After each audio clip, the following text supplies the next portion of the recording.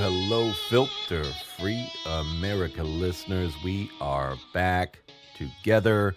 So happy that you were able to master the art of podcast finding, podcast subscribing, and podcast listening, because you've done it, and we're here together in the world that we call filter-free America.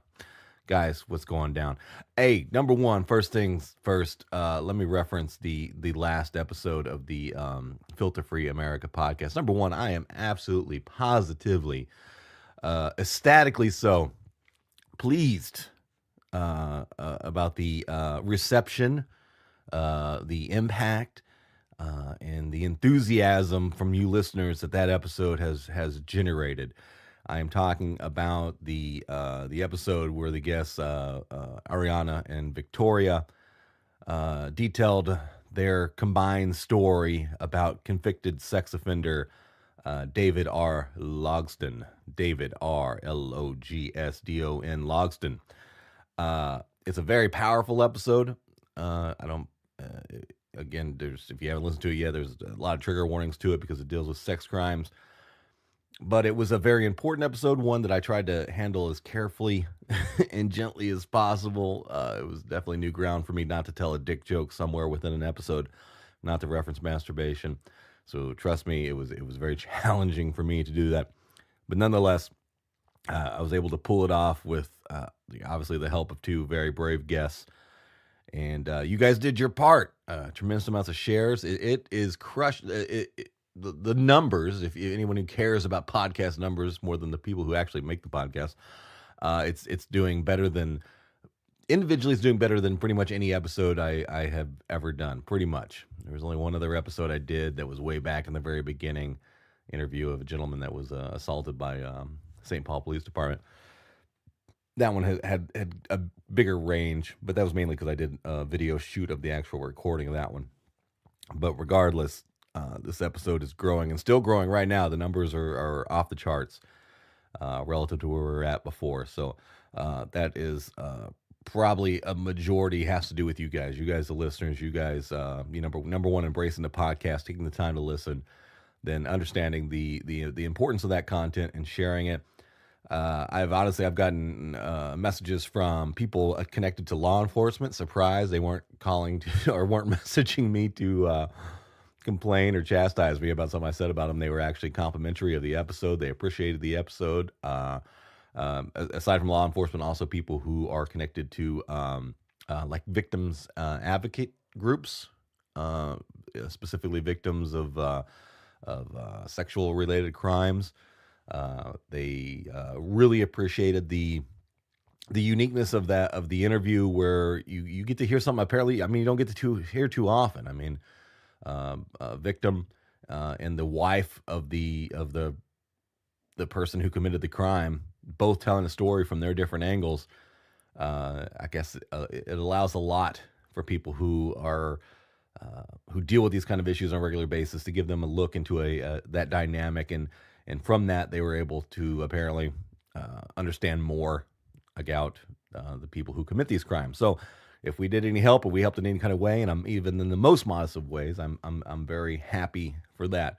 Anytime I can do some good while honestly doing something that I enjoy doing, recording this podcast, and then that's a win-win.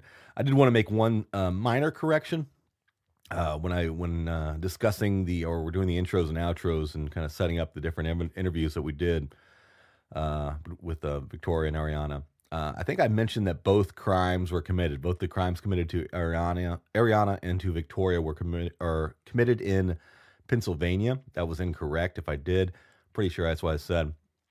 The crimes committed to Victoria, the ones that are still considered alleged crimes, and that the prosecutor is still dealing with about when and how to prosecute, or if they're even going to file charges, those were committed in Pennsylvania. What happened to Ariana happened specifically in Maryland. So Pennsylvania, whole state of Pennsylvania. I apologize if I chastised you for your ill handling of the court case, and of course the horribly light, embarrassingly soft sentence of David R. Logston. That was done in beautiful Maryland. Beautiful Maryland. So, Maryland, get your shit together. Let's not keep these guys blocked. What's number one? If somebody sexually assaults somebody, maybe not just immediately release them the same day of sentencing. Maybe let them sit in jail for a few more days. I don't know. This is my opinion. Regardless, I really appreciate that your guys' response to that episode, and a little humbling, honestly, especially look at how it was spread and looking at all the charts and all that. All right, moving on though. Episode today is another very good episode, another excellent episode, I should say. The guest this episode is a musician from here in the Twin Cities area who a few years ago seemed like everything was going great for him, right? He was, not only was he a musician, he also created music for advertisement and things like that. So he was starting to get noticed about his music, his independent music, and trust me, I've heard him play. He actually played at comedy shows that I went to, and he's fantastic, extremely talented. So he was not only was he getting success, starting to see successes in his independent musician, but he was also starting to cash some big checks working with advertisement agencies. Point is, he was on the right path, right? He was using his music, he was profiting off his music, and he was going places, right? Well, apparently, after a crazy night at a gentleman's club, and per his statement and what he is telling me to be true, he believes that he was drugged. Somebody put something in his drink, possibly, and excuse me. And that night ended badly. It ended badly in committing a violent crime, and he also ended up waking up in jail, and eventually from jail and sentencing, there was an altercation with an aggressive police dog, and there was a public defender that didn't give a shit about him. He ended up in prison. And basically, that's what we talk about in this episode. He tells me the whole story as he knows it to be true. He takes ownership of the crime that he committed, and details the court process, things that he did wrong in that process, and talks about going to prison. He even talks about things that he did in prison, the experience of prison. We get into kind of side tangents on our views of the condition of prisons and the justice system in America, and being a for-profit deal.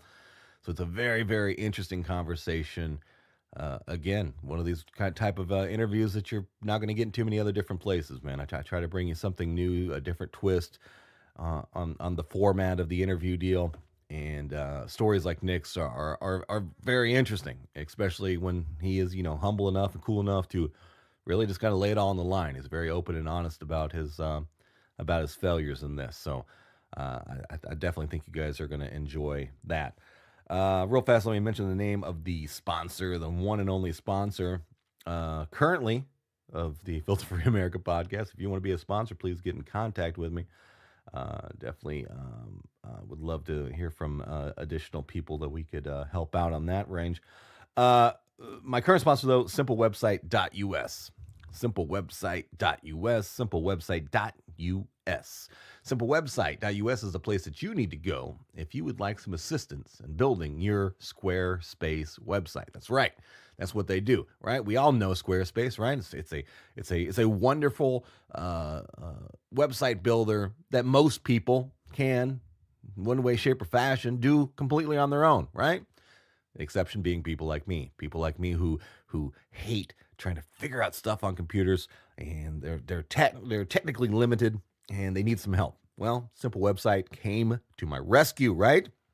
I was a damsel in distress in the internet world, and they lifted me out of that danger And by lifting me out of that danger means they made me a pretty dope website, right? And if you would like to see what they did for me, go to filterfreeamerica.com. Filterfree America, America always intentionally misspelled with a K.com. And you will see a website that they have not only built for me, that they also maintain for me, and they do a great job, right? So they can do that for you, right? If you need help or you just don't want to do it, right? You're just so busy doing other things, right? You got a prolific lifestyle of success. And I don't know, maybe you're chasing women, or maybe you're a woman and you're chasing men, or maybe you're a man chasing men, or a woman chasing women, whichever that demographic that you fit in, right? You don't got time to waste building websites, right? So call simplewebsite.us and they will take your instructions and build you a fantastic website using the Squarespace website builder. But it's not just for those people, because also if you want to continue doing it on your own and maybe just want a little bit of help, they can help you there too. Maybe you just have a few little things that you want to do better or improve on the site that you've already got established. They'll take a look at it and see what they can do, see if they can help you, right? And besides that, go to their website anyway, even if you don't want any help whatsoever, because when you get there, you will find free tips and tricks to make building your Squarespace website easier and also help you end up with a better product. So simplewebsite.us, support them. They are helping the show tremendously. Anything else before we kick off this episode? I'm doing good on time here. Please take time to subscribe, rate, and review. Subscribe, rate, and review, especially if you're on iTunes. Especially right now, you with the earbuds right now, right? You're listening to the show. You're enjoying this free entertainment that I try to provide to you on a semi-regular basis. Doing really good lately, so appreciate that, listeners. But you, right there, you're listening on iTunes right now. Just take a minute, push pause so you don't miss any of the details. Hit 5 stars, leave a little bitty review, and you've paid your bill for this podcast for the next 10 years. That's all you got to do. That's how easy it is, right? Now, again, iTunes, definitely the most important because they dominate the market. But if you listen on Stitcher, if you listen on Google Play, if you listen on TuneIn Radio, wherever you listen at, right? Subscribe, whatever little system that they have to show your approval of the product. But if it's like clicking a heart, just do that. That's all it is. Very easy stuff. Also, Facebook users, please go to the Filter Free America podcast Facebook page. Right? It says Filter Free America podcast. Filter Free America podcast. That is the page you need to go to, that you need to like. And if you go there, there's another place to leave ratings and reviews there too. So please do that as well too. Quick reminder, just so everybody knows, if you're listening for the first time and you're maybe listening on you just caught a link on a video and you want to find an easier way to listen for you, a different app that you're more accustomed to using. Quick reminder, we're on iTunes, we're on Stitcher, we're on Google Play, we're on Spotify, we're on YouTube, not as video. It's just audio over like a still image. I don't do the video yet. I just got to think about the video. I don't know what it is.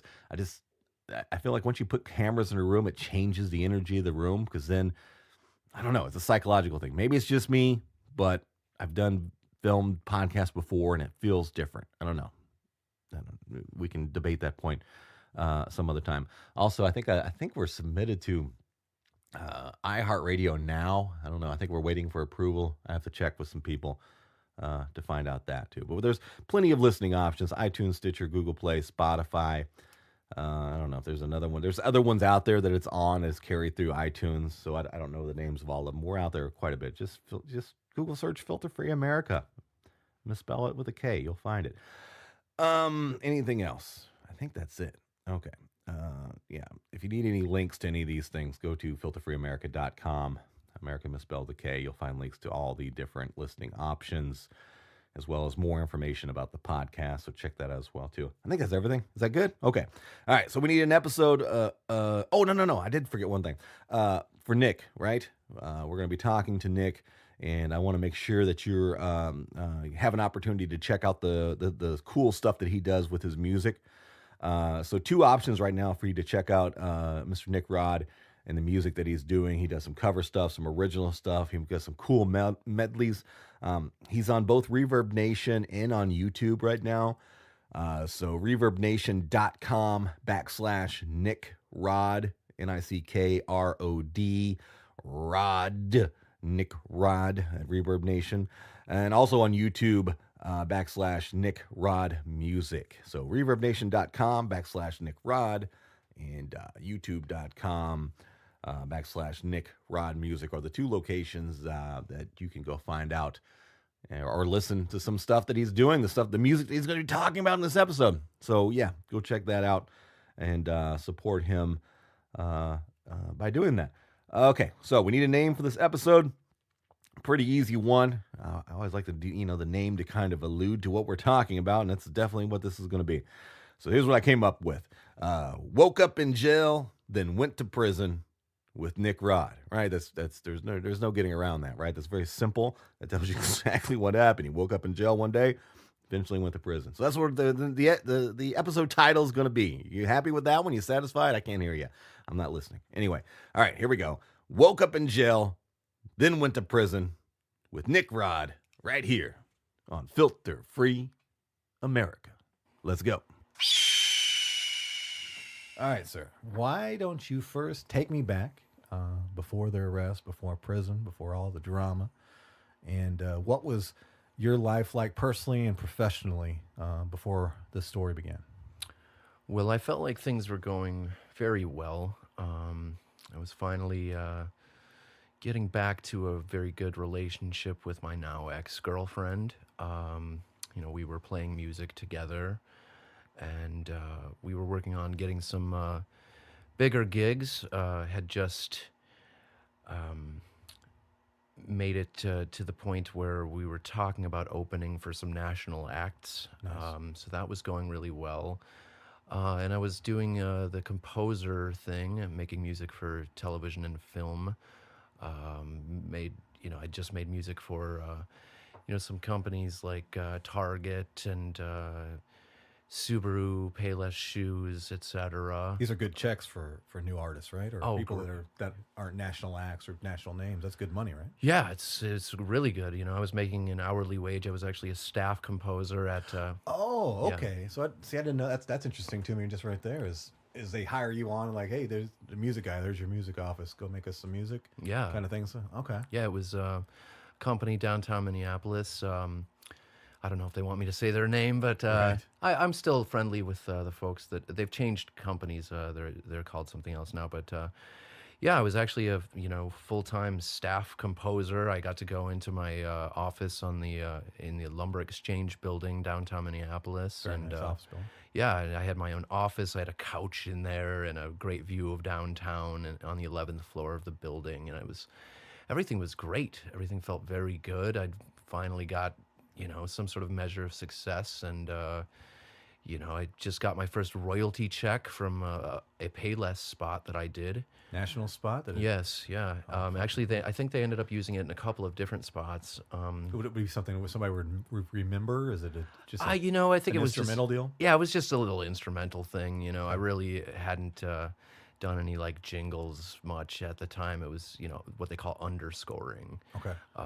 And so, yeah, I just got my first royalty check. It was very substantial, and So you get and this is not what our conversation is about, but now I'm interested now. So on the royalty aspect, like if you make a song and you're employed as an employee for a company, you still get a royalty on top of that? yes, Oh, yeah, that's dope. Okay. yeah. So you make, I was making a good hourly wage, playing instruments and singing, and making beats and computer music all day, and then.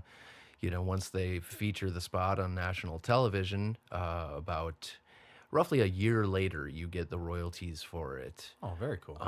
And I just got a great check, and me and my then girlfriend had just got a new place, and we'd bought new musical equipment and furniture and cookware and everything, and things I was on top of the world. Okay. Let me ask you this, because this is going to be a component there in the story. At this point, and in the most honest answer you can give, what was your degree of alcohol use? Was there addiction issues prior? Was there any kind of thing going on? Oh yeah, I've struggled with my alcoholism Okay. for a lot of years. That had been one of the components of the problems between me and my then girlfriend. We'd had a lot of tumult, as it were. Mhm. because of my alcoholism. Well, our alcoholism. She was quite an Okay. alcoholic as well, and but really That's a at really this, hard mix when you're yeah, no, it's like, how are we absolutely, going to get ourselves clean when we're trying to outdrink each other? right, Okay. exactly. But we were uh, doing better. We were doing so much better, and I actually had kind of jumped. I was on the wagon really when all this stuff happened, but it was something kind of came up. I think she was still drinking a bit, and she came home one night and she was pretty buzzed up, and I smelled it on her and it just triggered me, and I said, "Boy, I want to go out tonight and have a couple of drinks and go hang out with my buddy." Okay. Now, is this what you're talking about? Yes, When this is everything the went down? night Okay. of the So how did that night proceed? Where'd you go? What was your well, plans? yeah. So I, she came home. She was a bit buzzed, and I smelled it on her. I thought, I'm gonna, you know what? I'm doing well. I can go have a couple, and I've got all this money. So I felt like a baller. I threw $500 in my pocket, and thought, I texted my friend, and he said, "Oh, I'm at the 22nd Avenue station, and why don't you come over?" And I said, "Yeah, that's a great idea." Um, and in retrospect, it was a terrible idea. Right. So, you want me to go into it now? Yeah, Or- yeah. Go okay. ahead. Just keep telling So, your story. I'll jump in with any questions that sure. come up. Well, I went to I got in my ex's car and went to the 22nd Avenue station and went in and chatted with my buddy for a second and pulled out a fat wad of cash because I thought it made me look cool. And It does, just so you know. oh Yes, yeah, it money totally makes is everybody cool. look cool. It's The meekest or ugliest or whatever person, if you got a lot of cash, the world loves you. That's oh the way it is. God, yes. I mean, people love when you project an image of success, and in fact, I found that's what I need to do now with my current thing. But if you tell the world you're super huge and you're super great, they tend to believe you. They give you some credit, man. They really Until do. you prove otherwise. Like, Yeah. oh shit, he knows what he's talking about. Yeah, He's got exactly. money. Yeah, yeah. This motherfucker's got some money. So yeah, I pulled out a fat wad of cash, and again, in hindsight, this was a very poor decision in a place that I was not very familiar with. I think I'd only been there twice before, and once with my now ex-girlfriend. And so I pulled out a fat wad of cash and I ordered a drink. I believe it was a vodka soda, splash of sour with a couple limes. That was my What's your drink at drink? the time. And I, nursed it for a little while. I talked to my buddy a little bit, and then he became very preoccupied with one of the dancers. This fella, I'm gonna say his name because I kind of want to shame him a little bit. His name is Eric Bolin. He's a fantastic, fantastic drummer, musician, and I love him dearly. He's a good friend still to this day. He became preoccupied with one of these dancers, and he And was in his defense, who doesn't get distracted Oh, by beautiful yeah. half-naked women, Yeah. or completely naked women, depending Yeah, on what yeah. club you go to? Exactly. So he was actually chatting with her. She wasn't on stage at the time. He was talking to her, and he became very preoccupied. And so I kind of nursed my drink, and I must have been about half done with it.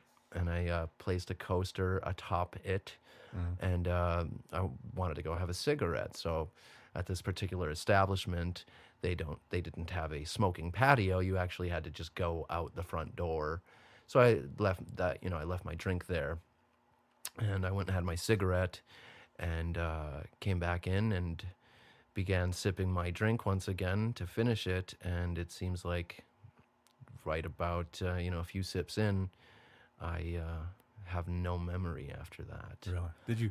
Did you feel any degree of like, oh, this is really good vodka here? Yeah, or any of I that think shit? I started to feel just like a little woozy and a little bit, funny. But then is it blank, Okay. you know?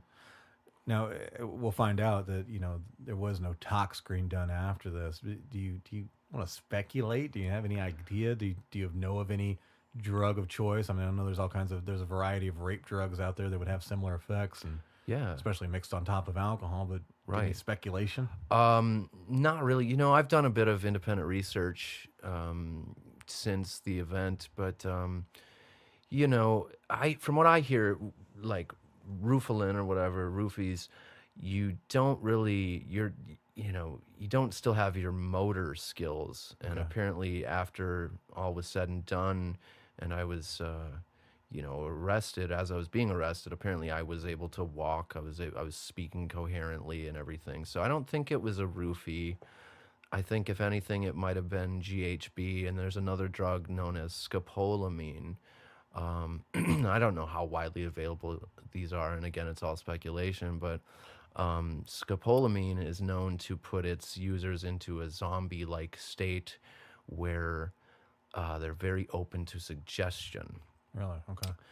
So, I'm sure I've heard of that before. I think the description of it sounds familiar. I didn't know the name of it, but that sounds familiar. yeah, Okay, so you black out, yeah, um, and the next thing you remember is a jail cell. yes, Okay, so before we go to the jail cell and progress where things happen, let's kind of jump ahead to where you found out what you do. yeah. So how did your night go? Well, no memory of it. What were you told that you did the night? Well, yeah, I came to. I wouldn't even say I woke up. I came to. I don't remember actually like waking up. I may have been, I was very tired. I felt very ill, and I was sort of, as I was coming to, I'm basically yelling and screaming and like, let me out of here. Where the hell am I? What's going on? This is when you're in jail. Yeah, Okay.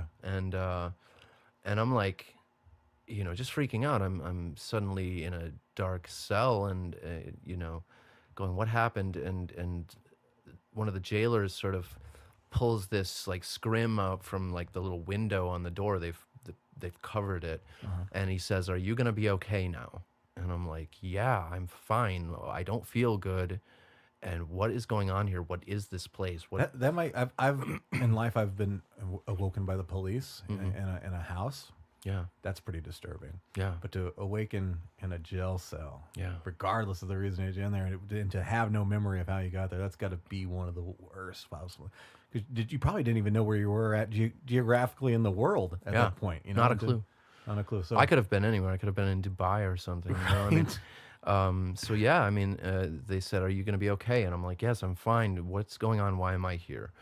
And they said, "Well, we'll get you to somebody shortly." And then, soon thereafter, I am being escorted into a room with an investigator who has some pictures of houses.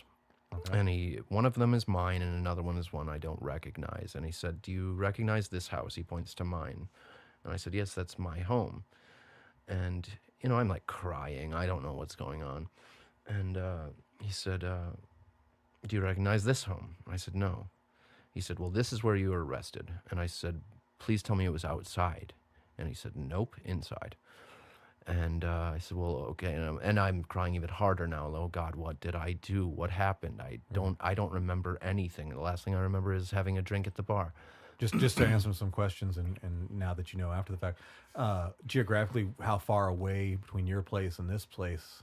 Oh, it was in the complete opposite direction. The opposite direction. Right. It was the complete opposite direction from my house, from the 22nd Avenue station. It was right near Jimmy's Bar and a couple blocks from Mayslax on, I believe, 4th in Northeast Minneapolis.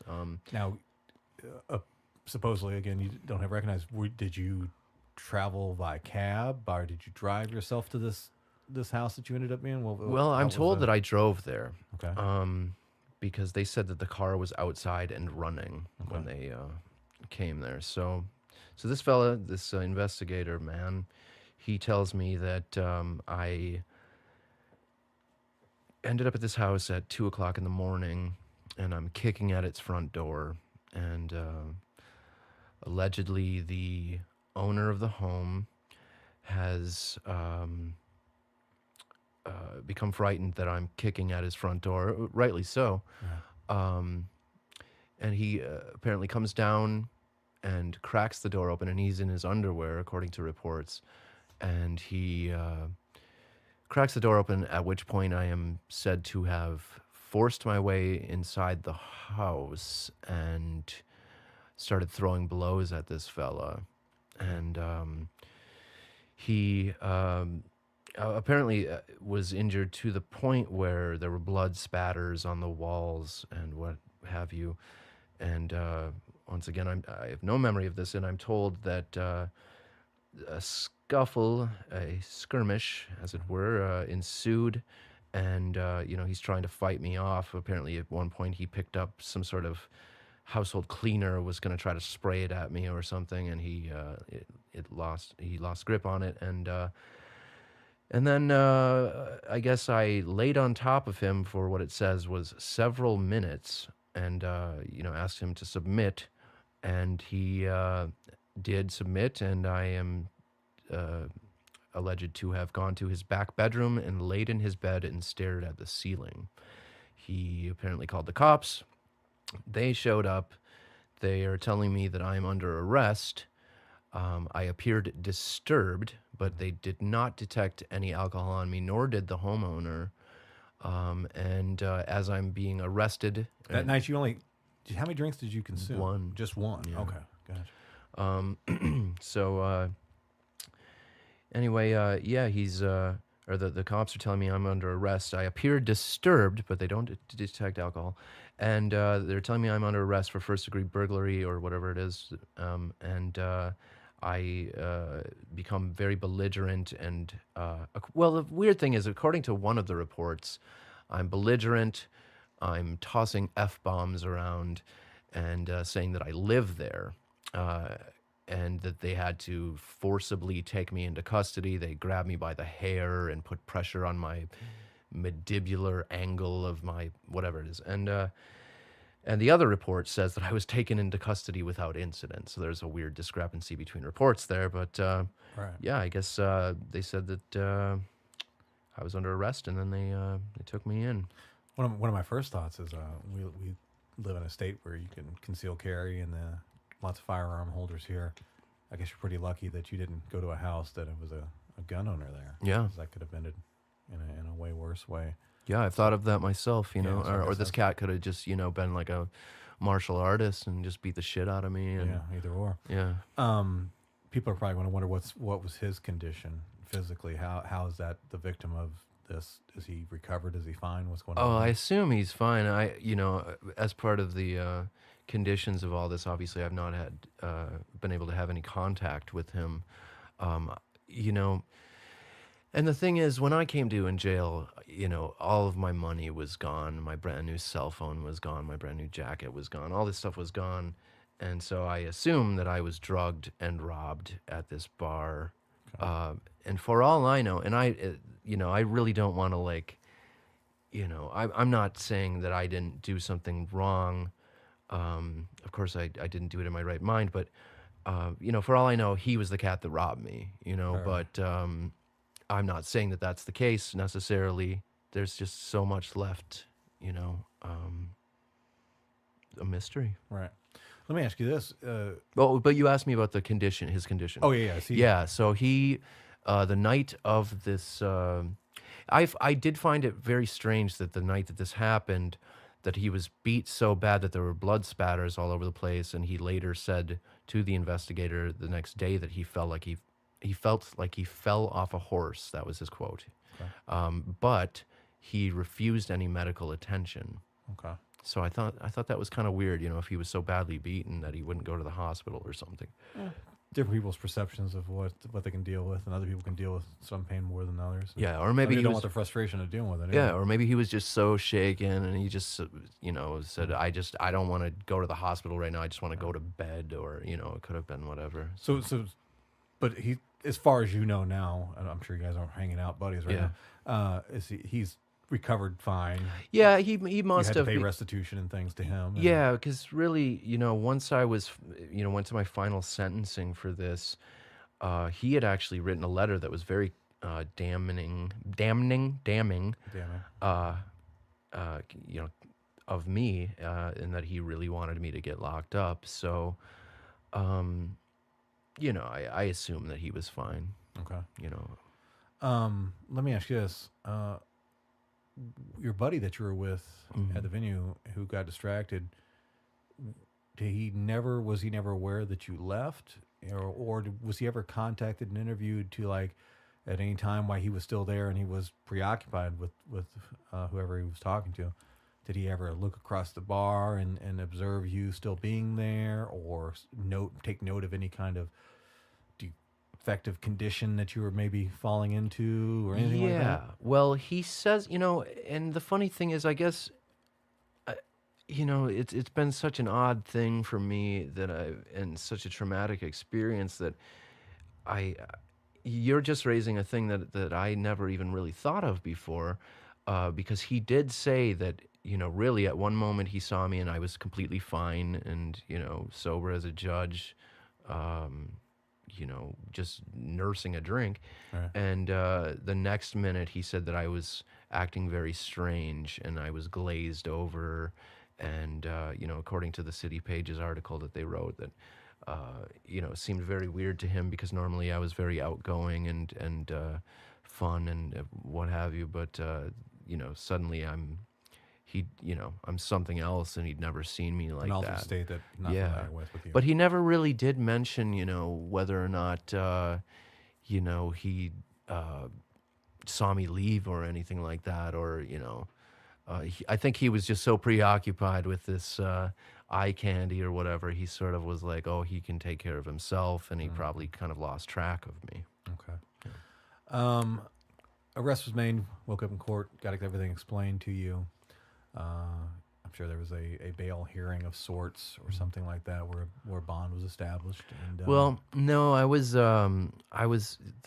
a bail set on me right away. And so I think 3-4 days later, when I was finally able to get everything sort of figured out and get a hold of people, because I think for the first couple of days I couldn't even get a hold of anybody really. I think no, I did. Well, I did talk to my then girlfriend. So she must have contacted my folks or whatever, and then eventually somebody came through. I think it was my dad probably came through with my bail. So I think it was like 4 days later I got out. do you remember what your bail was? It was pretty exorbitant. I believe it imagine. was like $100,000 or something. So 10% you'd have to pay. And Yeah. to get on that. Or no, wait, what was it? I don't remember. Maybe it was only. You know what? I really can't remember. I do remember at one point, while I was on conditional release and I had violated that, at one point I had $100,000 bail, and there was one time I had $120,000 bail. Right. So yeah. Gotcha. Well, so you make bail, you get out, Mm-hmm. and then you've got an upcoming trial and all that. How are you living your life? Are you staying clean? Are you actively trying to work this case and put up a good image, knowing that you're whatever you do between now and then is going to be put under the microscope as far as sentencing, if there is a potential sentencing? What's going on with your life now? Well, after all this happened, I struggled quite a bit because I was just very freaked out about the whole thing. And, really, I did fall right back into, drinking again. And, was it accelerated? yeah, because I'd of say this, so. the Yeah. stress of this? Yeah. Well, actually, funny thing is, I was still able to, I still had my job, my staff composer job. They were still really. Even after the arrest originally? Yeah, they Oh, were wow. really cool about it, and they just said, just you still got a job, don't worry about it. But I started just, really dousing myself in alcohol and, falling into a terrible, terrible, depression and anxiety and To the degree, I'm assuming it's affecting your job. yeah, it as was far as affecting my attendance job, and and then it production. affected my relationship with my then girlfriend, and we ended up having a very tumultuous falling out, because of a lot of this and because of my accelerated problems. And then because of that, then I got even deeper into my hole, and then I lost my job. And then it was just, Spiraling effect. Yeah, I just wanted to die at that point, How many there was violations of your Conditional conditions, release, yeah. conditional release during this time? How many different violations opportunities were there? I think there was 4. and they kept, like one of them was, just stupid because I was supposed to meet with my conditional release agent, and my ride's car broke down en route. Okay. And, I didn't meet with her by the end of the day. And the next thing I know, there's a warrant. And at one point, I think, what was it? There was one time, there was a couple times I didn't meet with her. And yeah, I just ended up, I violated a few times. I'd say two of them were just, two of them were unjust violations, but What's the final violation? The most, assuming the most egregious one, or they just maybe got tired of giving you chance after chance. right. What triggered the revocation of your bond? Well, I think, what was the last one? I honestly, it was, I think it was because I was on what they called the color wheel. And that's where you have to call this number every day, 5 days a week, Monday through Friday. And if your color comes up on the automated message, you have to go and piss in their cup and Really? yeah, do That's an breathalyzer interesting- and stuff. Yeah, It's been a long time since I've been on probation. Yeah. and but I've done that and had to pee in cups. yeah, It's a flattering thing to do in front of a lady PO officer. yeah. Well, Um, the last time, so it was. I called there and it said the wrong date. It Okay. was like it was in like what I guess late June of 2014, and it said like today is Thursday, November 2nd, and I'm like, oh, okay, it's the wrong. They put up the wrong thing, and so I just thought, okay, well and I think my color was called, but I didn't show up. Okay. So I was just like, well, they said the wrong date, so I can't be, maybe I guess this is my fault. This is one of the ones that was kind of my fault. Yeah. And so I didn't show up. And That's how the justice system always defers. It's always, if it's something like that, you fucked up by Yeah. not And- trying hard. yeah, exactly. And I do take responsibility for that. But For right or for wrong, that's how they're going to look at it. yeah, so they violated me, and it was like the beginning of July, because I called my PO the next day, my conditional release agent, whatever she was, and she said, well, you didn't make it for your thing, your UA and all that. I've issued a warrant for you. And I said, well, I'll go turn myself in, but I'm going to do it after the 4th of July because I want to go see the fireworks, man. Right. If I'm going to go sit in jail, I want to go, hang out and watch pretty sparkling Was things. it a he or she It was a lady. lady? Yeah. Did she try to negotiate you out of that? And she's like, Oh, yeah, no. She said, well, turn yourself in immediately. And I said, I'll do it, basically when I feel like it. And so I went and stayed at, I just got another royalty check from Subaru. And I thought, I'm going to go and hang out at this Motel 6 in Roseville. And I was hanging out there and I was drinking and trying to chat up ladies and do my thing and whatever. But I was drinking quite heavily to the point where, if I were to stop, suddenly I would get pretty bad withdrawals. what are you drinking? What's heavy? Oh, it's, I was probably drinking about a half a liter of vodka every day. Jeez. And, again, I was in this state where it was just like, I'm so scared. I miss my ex-girlfriend. I miss my job. I feel like everything sucks. I might go to prison. I don't know what's happening. And I kind of was trying to drink myself into a watery grave, for lack of a better description. But so I, I'm at this hotel. You want me to go right into that? Yeah. Please Okay. just keep So I'm going. at this hotel, and at about 3 o'clock in the morning on July 3rd, I did not get to see the fireworks.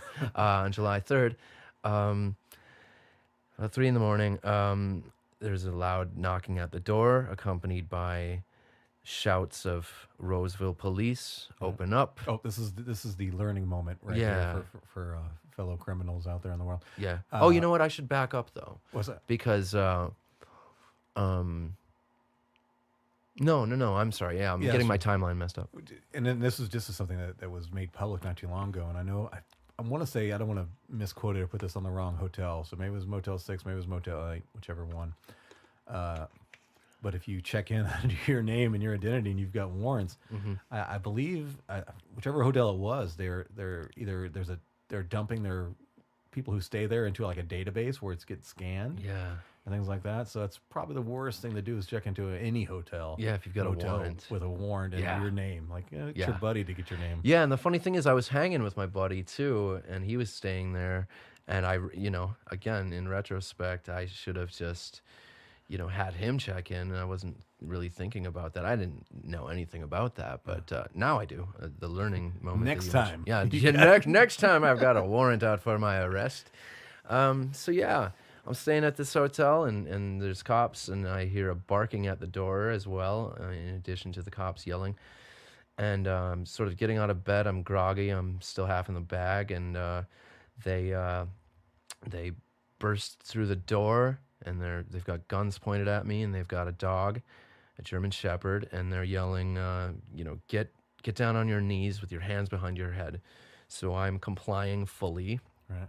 and I get down to one knee, and the officer who's holding the handler of the dog, he clicks the little button that lets the dog off its leash, and it comes right at me and takes chunks out of my right thigh.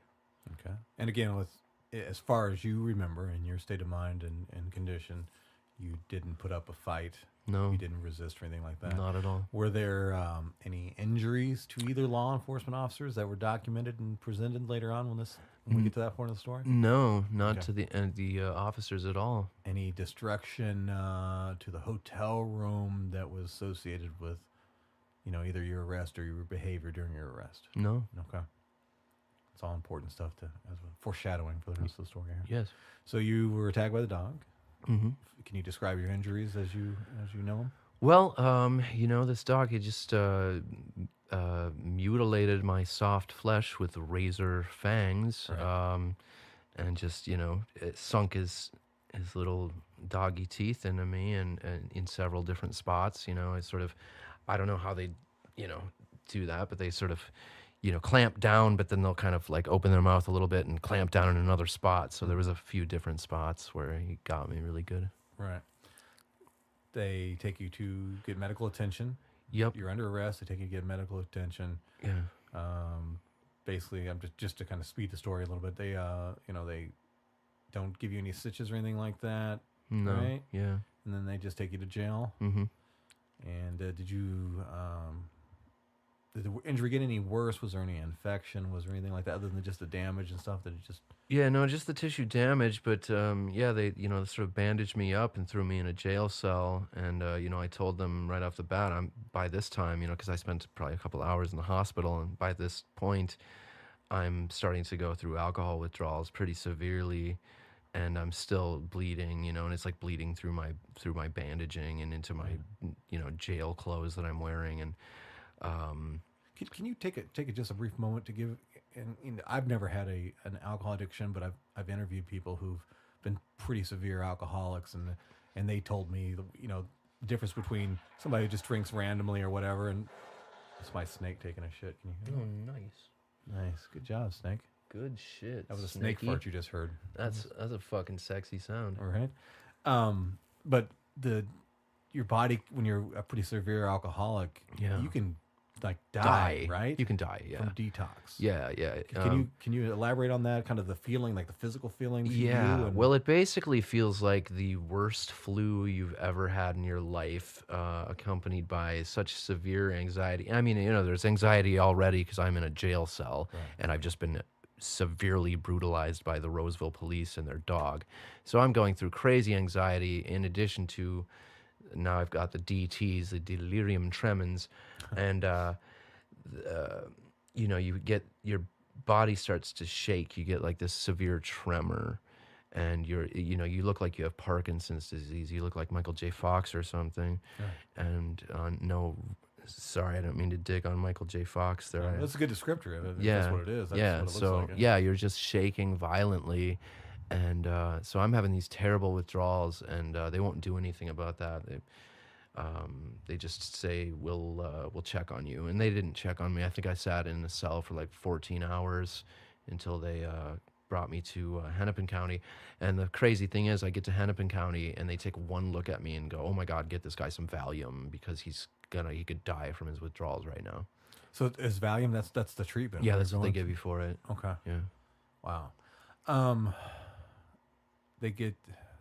Do you get through the DT process? I assume, and Yeah, well, so that I get to the Hennepin County Jail and they give me some Valium, and I'm finally, it's abating my withdrawals, and then they take me into into the medical area there, in the intake at the jail to look at my wounds, and they remove the dressing from my wounds, and I'll never forget that the medical staff, one of the members of the staff, this lady gasps, just horrid gasp. She's like, oh my God, when she looks at my wounds, and she's like, I've seen bullet wounds that were not as severe as this. I had to look at. Was it like a gaping, Oh, multiple holes? yeah, Did you several. See deeply into your Yeah, flesh. and yeah, that it kind of was thing? horrifying. Yeah. I've never seen an injury in person like that, and it was mine. Right. It was terrifying.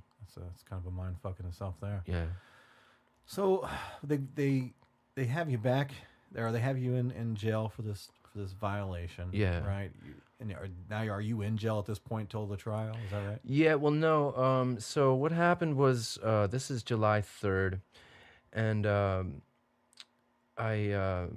I had already, pretty much gone through most of that royalty check, just hanging out at the hotel, because I was there for actually a few days beforehand, and I was really blowing through a lot of it, like drinking and whatever, just foolishly spending my money. So I'm broke, and now I've got a public defender. And on July 29th would have been my pre-trial hearing. I was going to take this to trial, and I meet with this public defender, and just before the what would have been the pre-trial hearing, and he tells me that we'll take it to trial. He's talking about the drugged defense, and the fact that I claim to have been drugged, and then when I meet with him on July 29th, there's a completely different story. He says, "So you're pleading guilty, right?" And I said, "What? What are you talking about? Why would I plead guilty? I thought we were going to take this to trial." Yeah. And he's like, "Well, you can't prove that you got drugged. You're probably just drunk." And I'm like, "Dude, I wasn't drunk off of one drink. I'm a seasoned drinker. I don't, even though I was on the wagon at the time, one drink's not going to get me blacked out drunk." Right. So he's like, "Well, look, if you take it to trial, you're going to lose and you're going to get the maximum. It's 20 years. And he keeps telling me that you're going to get the maximum. And I'm like, "Oh my God." He's like, "Well, look, you take their deal, 69 months, take their deal. Well, okay, it's actually, he says 40 months. Okay. And I said, "Well, I don't want to do that." He said, "Well, look, she'll let you out today if you take the deal. She'll let you out for a couple weeks, and then you come back for sentencing." I'm like, "I don't want to do that." He goes, "Well, okay, how about this? When you come back for sentencing, you can withdraw your plea, and then you can take it to trial. But the only way she's going to let you out today," and I was like, "I want to pursue a lawsuit against the Roseville police." And he's like, "Well, she'll let you out today, and you can go do that, if you take the plea today." Yeah. What just a fucking Terrible, cantankerous old fuck. Yeah. that's worse than some of the stories I've heard about dealing with public defenders. Oh, There are some yeah. that make legitimate efforts. Yeah, of the course. caseloads and whatever, but this Yeah. dude, Oh, he's terrible. He was this old, crotchety old fucker, and his name is Tom Kelly. If anyone's out there, and if this goddamn son of a bitch is still alive, if you ever get Tom Kelly in Hennepin County as your public defender, well, number one defense. I mean, and I understand that you were financially, destitute at that point because Yeah. you spent your money and Yeah. lack of job and everything. But Right. good God, sell blood, sell Right. items, get a fucking Anything. lawyer. Any lawyer Anything. is better than a if public you have to defender. suck a cock to get on, If you to have get to, a you have to lawyer, suck a lawyer's cock. Yeah. That's maybe even better. do it. But so anyway, so he says, "Look, this is the only way that she'll let you out today." And I'm absolutely desperate to get out, and so I can, I mean, you're in jail. You do that anything feeling. to I get know that. out. And nobody who's ever been to jail doesn't understand the Yeah. feeling of desperation. Yeah. That when you're in jail, that it's a miserable, especially when you're in like a county or holding Yeah. facility type Oh, jail. It's very terrible. limited as you get to prison, you get a little bit more freedoms, flexibility. It feels Yeah. a little bit more like contained living. But there, Yeah. you're being processed the whole time. It's a processing and storage of human flesh. Right. So you want to get the fuck out of there. Yeah, and so you this- make bad decisions, and I think Yeah. that the court system plays to that. Oh, they absolutely To a do. degree. So really, I go in and I make this plea so that I can get out.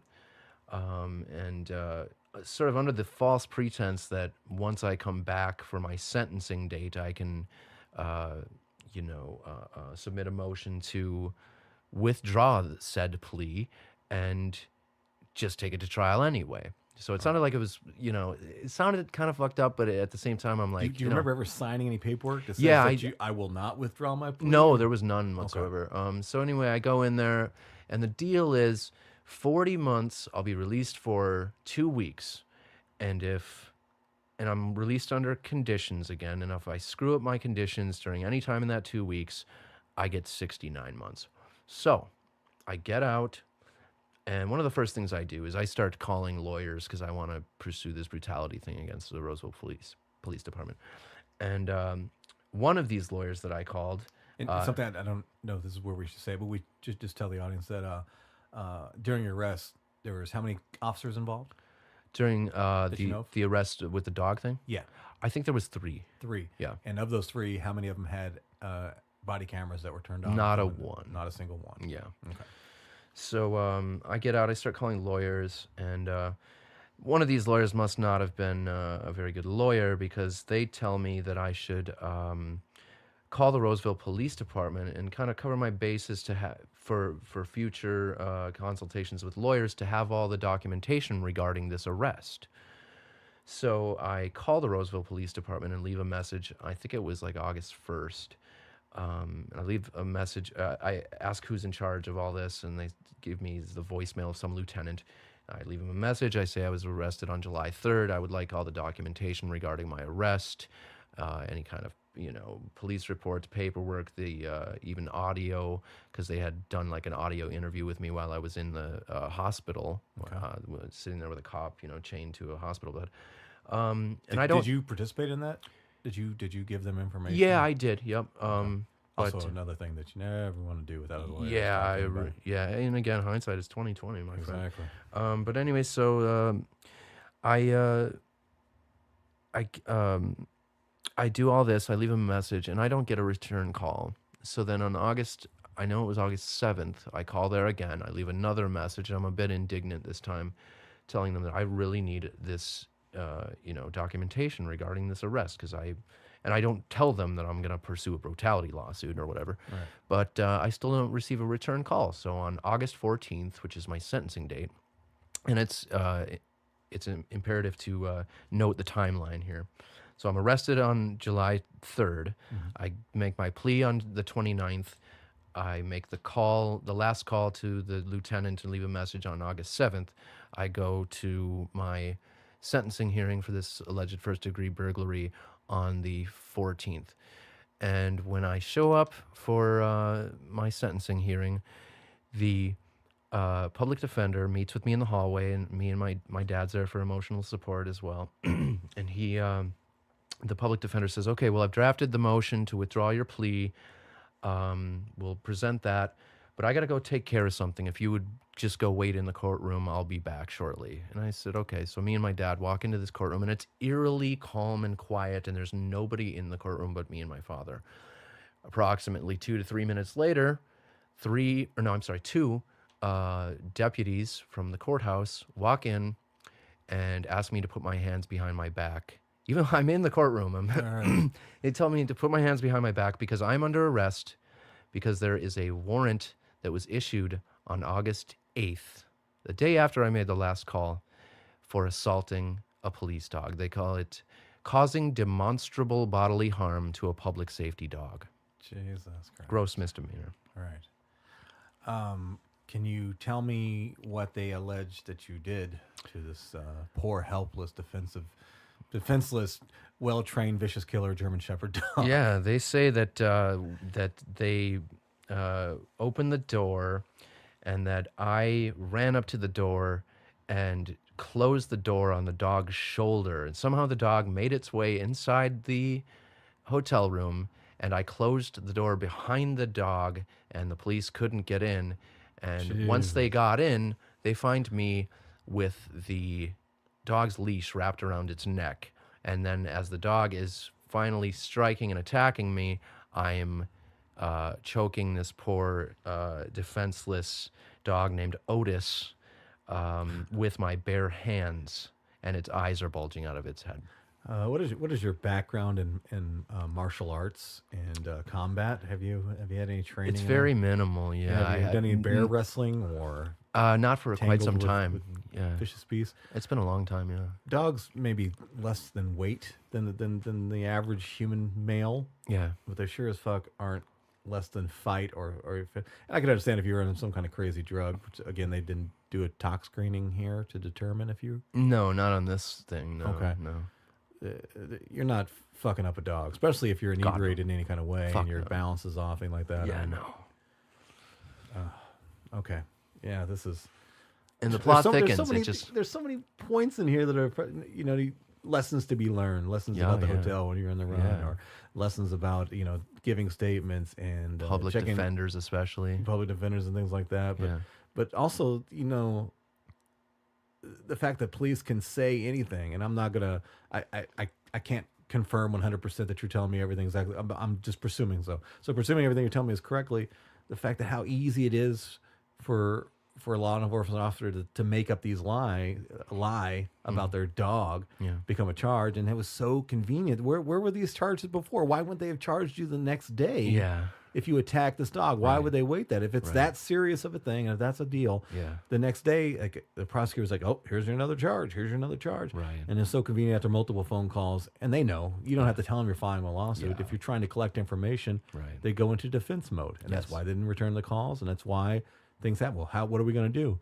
Worst case scenario, we do get sued. Well, we've automatically got this created story now to help fight that lawsuit and minimize the amount of financial damage we might experience if he does, win in a civil trial or something like Yeah. that. So a lot of lessons here, a lot of skeptical shit, regardless of what you think people think that are listening about what happened and what went down. Yeah. There still needs to be some legitimacy within the system and everything. And these Yeah. are the kind of things that get under my skin right here. Yeah. Very bothersome. So really, I mean, right after that, it was, and I'm sorry, I don't mean to. No. Keep going. I just got to rant every 5 minutes. Yeah. It's in my contract. No, absolutely. Say I something frustrating. saw that in your contract. Yeah. So right after that, now I'm not going to my court date that day. So they throw me into the Hennepin County Jail, and I sit there, or I go to court the next day, and the judge tells me that she wants some time to think about granting me the motion to withdraw my plea. So then I sit in jail for another, I think it was roughly, I went back on to court on September 9th. So I sat there in jail, no bail. And so then I finally go back to court. She says she's not allowing me to withdraw my plea because I don't have proper grounds to do so. And not only is that the case, but since in those 2 weeks that I was released, since I now have a new charge of assaulting a police dog, that's grounds to give me the 69 months instead of the 40, because she says I have violated those conditions within those 2 weeks. Wow. So I get 69 months in prison. Did your public defender, did they mention anything about the opportunity for appeal based on the rejection of your you wanting to withdraw your plea? Yeah, Was that ever discussed, and did you ever pursue that in any kind of way? Yeah, once I went to prison, I did have an appeal. I've heard something like 1% of people who appeal are actually granted their appeal, and I was not in that 1%. I appealed it, and it took about a year and a half to be denied that. Okay. So let's, again, kind of speed up a little bit, and it came time to make a decision about, the initial charges and everything else. Mm-hmm. What was the deal or the sentence package that they put together for you now? So now I've got 69 months in prison. So that was on September 9th. I was sentenced. On September 12th, I was ushered to the, and that's, I don't know why I used that word, but ushered to the, Kinda. yeah, I guess so. I was dragged, Right. kicking and screaming, shackled and chained to the St. Cloud prison, which is the intake facility in Minnesota. Okay. And I went to Tell me a little bit about this. And like I said, I've never been to prison, not yet. Give it time. I still got some time. I'll see you there. Right. Give me Nick's cell. Let me get that one. Let's be cellmates. That would be great. Right? That'd be cool. I That'd don't be a have any fun music time. talent, though. I can rap Well, a that's little all. You can wrap your ass off. There we go. But basically, an intake prison is like when you go into the prison system, and you correct anything I'm wrong here. It's like a processing point, and they categorize you based on crime or whatever else. If you're a gang member, that comes into an equation, like where they're going to send you to, who they're going to house you with, kind of things like that. So describe your experience, just kind of literally as you're walking through the door. What are just briefly, what are the different steps of process and things like that, so people can kind of be familiar with what it is. So when they go to the prison, they know what to expect. Yeah. Well, it was, it's obviously this is a waking nightmare, and I'm walking into prison, and it's not like Shawshank Redemption or anything like that. They don't have the guards screaming at you and dude telling you that you shit when they say you shit and all that stuff. But it's still quite frightening, and you got guys. You ever been incarcerated in any kind of way prior to this experience? No, I'd been in jail like a couple of times.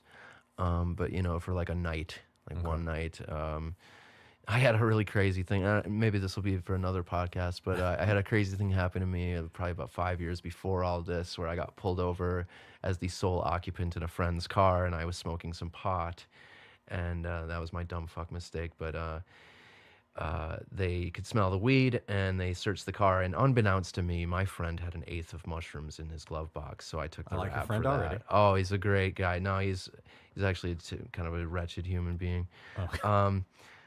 He even made me pay for the impound of his car and all this stuff, even though I took the fall for his mushrooms. But so I ended up on probation for like 5 years because of that. Okay. So I'd been to jail before a couple of times, but I'd never been incarcerated. But so you get to St. Cloud, the intake facility, and you spend the first. They usually say between 2 and 4 weeks in the cell block they call E-house. And well, what's your experience as you walk into it? Because I know there's even though you're leaving the custody of the transport people who brought you to the facility, they go through the kind of the exam and everything, bringing you in the door, making sure you're not bringing in contraband and things like that. Oh, too. yeah, So yeah. They definitely. was there a full body search? Oh, yeah.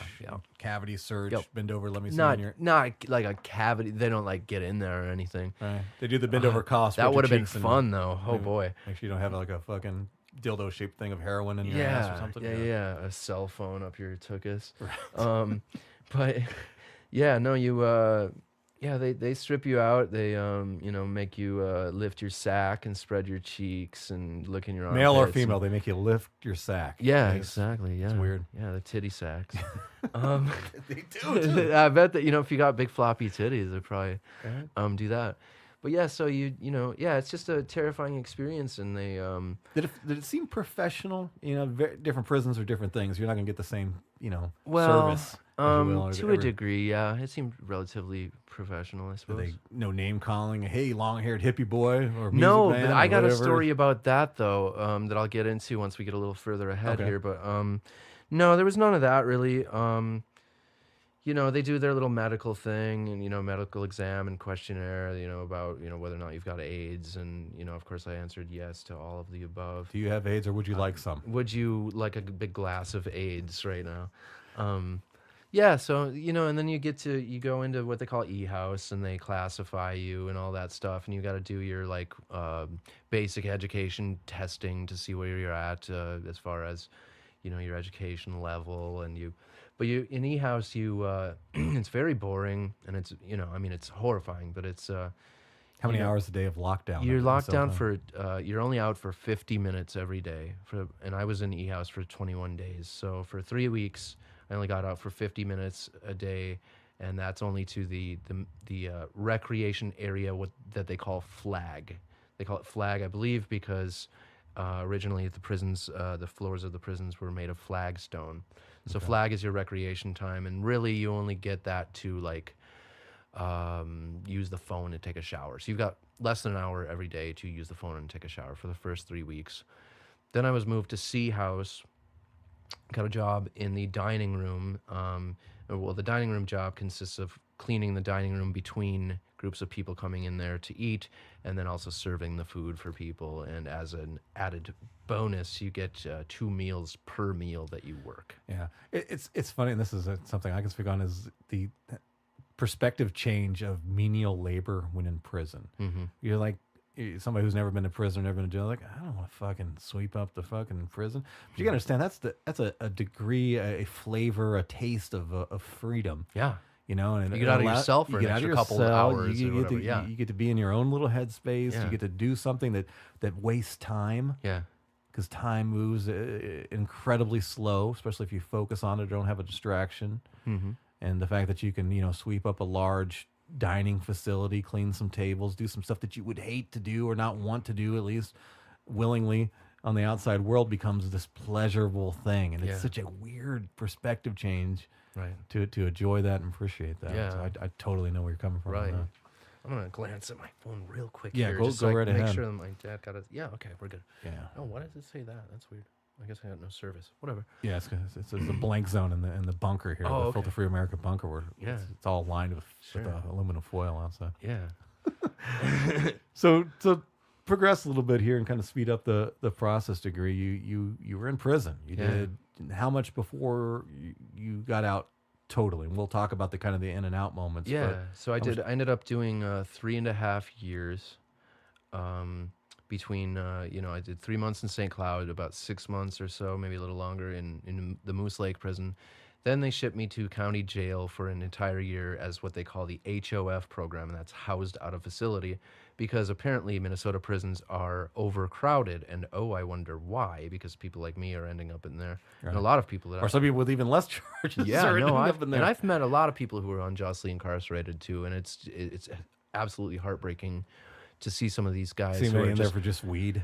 Just like, I just had a pound of weed on me. Yeah, well, Now I've I'm seen here that. for- I've seen that a little bit. Yeah, but usually it was like crazy circumstances, and like not necessarily like mine, but just messed up things. And I just, some of these people are wonderfully intelligent and talented and amazing, insightful people, Right. and they're sitting in prison for some crazy shit, and it's just like, Of the facilities you were into, were you in any privately owned facilities versus state? no, they're all state run, but Okay, everything's they state are, as most people should know, and if they don't know, they need to learn more about this. And I say, look into it, do all your research, because we as a society need to know about all of this. And I think people think, out of sight, out of mind, and whatever. But it's a for-profit industry. It's mass incarceration incorporated, and I call it the human warehousing industry, Yeah. because these places have contracts with all kinds of companies that it's in their best interest to make sure that these places are well stocked with their human commodities. Right. The different vendors. There's so many vendors that contribute to the housing of an individual. Yeah. I always use the Bob Barker company. Yeah. Right. And these are when you go to jail, you're issued and initially you get to go to commissary or canteen, whatever they call it, wherever you're at, and you can purchase a legitimate toothbrush. Yeah, right. right. But when you walk in the door, you're basically issued a very small, almost travel-like Bob Barker brand toothbrush. See, I know all this stuff, don't I? Right? Yeah. The little bar of soap Yeah. and things like that, and that's Yeah. all money. That's all. Yeah. So these are contracts that were negotiated. Yeah. The degrees of profitability in there, and who knows who's getting a kickback for taking company A over company B. Right. Well, and it's it's so much deeper than that too, because it's the people who put the toilets in these places and the sinks and the lights and all these types of things. everything has a dollar sign. Every single last little thing, the company that comes in and puts in more barbed wire, so yeah, it's and then it's job security for people, especially places like Moose Lake or Faribault, like two of the prisons I was in. These are small, they're off the beaten path places. They're in the middle of nowhere, and there's that's the only job in the city, in the town, is to go work at the prison. So it's job I can remember, security. when kind of the whole idea of private prisons kind of started to come about on a larger scale. That was how they they got these prisons built was to advertise that, well, we're going to bring all these jobs in here. We're, this is a low income area here. Well, you're going to have all these good paying jobs that you can come and work at and stuff. And one of the things I love to point out, or I hate that I have to point it out, is that there's a thing called the I probably won't know the exact name, but it's basically the prison guard union. Yeah. Right. The union that for the prison guards, and they're not just going to Capitol Hill to negotiate safer conditions for prisoner or for guards and things like that. They're going to negotiate like, hey, we need to keep this drug illegal. And we need to keep this because they understand that that's, it's a food chain of sorts where if you're still getting arrested for these crimes, that's more potential for more potential prisoners. More potential prisoners mean more potential jobs for guards and administrative people and all that stuff. So it's in their best interest, like you said, to keep bodies coming in there, keeping ridiculous levels of law and things illegal when we talk about like weed a lot and a few other drugs that shouldn't be illegal whatsoever. They actively keep that in place, right? And that's so gross to me, man. It's like disgusting. Right. I get you send a representative to Washington to battle for safer working conditions for they totally understand it. But why the fuck should you have the right to negotiate what is legal and what is illegal and punishment and sentencing guidelines and all that stuff? Because it's all about money. It's not about reform. It's about money. When everything It's in terrifying. prison costs so much money, I mean, it's like, especially in the jails. Like I got stuck in the Crow Wing County Jail for a year, and it was $1.02 for a ramen noodle. Right. 50 cents a minute for phone calls. Yeah. Just The phones are ridiculously one of the exorbitant worst ones. prices. One of the worst ones. Oh, it's terrible. Everything has got to be a collect call. No one can call in. Yep. And I haven't been there since the kind of the advent of the internet, but I know that they have people can get. Were you in a facility where you could do email? Yeah, you get these tablets. You buy these little shitty tablets that are about this big. Okay. For $150. You get to keep that on with you on your cell. Yeah, you can keep it, but it doesn't. It doesn't have like a Wi-Fi. If you want to, you can type an email on it with your thumbs. I did this, but I was making a typing gesture. For Visually, the he folks. knows what he's talking about with the typing. Yeah. You get a typewriter, Right. And but you can type emails on it, and then you connect it to this kiosk dealie, and it sends the email out. But you could also, these are the wonderful amenities in the prison, but you pay out the ass for it. You go through this company called JPay, and they sell you these tablets, and you can buy music on the kiosk and stuff like that too. Like you can buy music and games, and like there are all these like freeware games that you get. They're like really shitty, but they charge you like $15 for them, or they charge like $19 for an album, or like $2.99 for a song, or whatever it is. So the music industry is still making good money as far as Oh CD no, sales but the deal is JPay. I'm convinced that JPay is like completely corrupt. Like I found like bootlegs on there and stuff. Like and I'm like, that's not an album you can buy in the store. It was kind of cool. I'd find these Iggy Pop bootlegs and stuff like that, and I'd be like, what the fuck is this? Like, you can't buy this. But I'm convinced that they just like started their company by just downloading a bunch of music for free, and then they just put it on there. And I mean, I don't know what the deal is really, but I wouldn't be surprised either way. But Yeah. it's a racket nonetheless. Yeah, And yeah. like I said, the ramen noodles is a perfect example. Something Yeah. you can buy for 20 to maybe at a gas station where they want to try to really hose you 50 cents a pack. Yeah. Maybe. yeah, in the Anoka County Jail, they charge $1.18 for a ramen noodle. Yeah, Jesus Christ. you can get a whole fucking pack of them for like $1.30 Yeah, in the it's- store. I don't ever want to eat them again because Right. And there's going to be some people that are going to be like, well, you do the crime, you do the time. You shouldn't have to Right. worry about that. But Right. Again, and when you really look at the finer points, society is being exploited yeah. in this degree. And then there's some people that need to be in prison. Oh, Totally get absolutely. it. Totally get it. There's a Understand lot it. of people And I don't that- care if they're never happy. Mm-hmm. Whatever. Yeah. But they're all human beings, and people go to prison for very minor things that don't do harm to any other human being. Mm-hmm. And Yeah. they're under these same conditions, and they're being exploited and capitalized on. The whole idea of the communication thing is so that's wretched to me. That because it's not like a normal collect phone call fee Mm-hmm. because you're paying like an additional fee on top of like normal fee. It'd be Yeah. different if you were like paying normal charges, Right. but you're paying like this surcharge that goes to the facility for Yeah. administrative costs and shit like that, which is a Right. bunch of bullshit. Just for you to be able to speak to a loved one to help you make it through your day or your sentence and your time and things like that. Right. It's traumatic nonetheless. Now, let's again kind of jump up a little fast. You did get to a point of your prison sentence where you were allowed work release, Yes. right? Yeah. So, what facility were you at during this? So I was at the Stillwater Farm. They call it the Stillwater Farm. That was the minimum prison for the last 4 months of my sentence before work release. And then I was allowed to go to work release at this place in Golden Valley called Damascus Way. Okay. And part of your work release, if you're in the metro area, part of it is you still have to work for the Department of Corrections for the first 3 months that you're on work release. What is there a pay for this time? Yeah, so this is the great part. And this is actually a point that I know I'm really kind of being long-winded and we're going maybe a bit No, long. But there's no limit on mine. So Okay. I'll only worry about is your time and Cool. when you got to get out of Cool. here. So. Yeah, no, I mean, I'm just... Because I do not want you going back to prison like I was at the Filter Free American Yeah, podcast right. studio trying Yeah, to make this damn podcast. No, I think I've got quite a while still. But So just so everybody knows, he's on a ankle I'm on a- restraint right now. yeah. If people are aware that he's in a recording session. Yeah, yep. This is a recording session. This is part of my job. I'm promoting. Anyway, so part of this, the thing with prisons in Minnesota and probably elsewhere, but here they've got this prison company that they call Mincor Industries. And they are a publicly traded company. They're on the stock market or whatever. So you can buy stock in Mincor.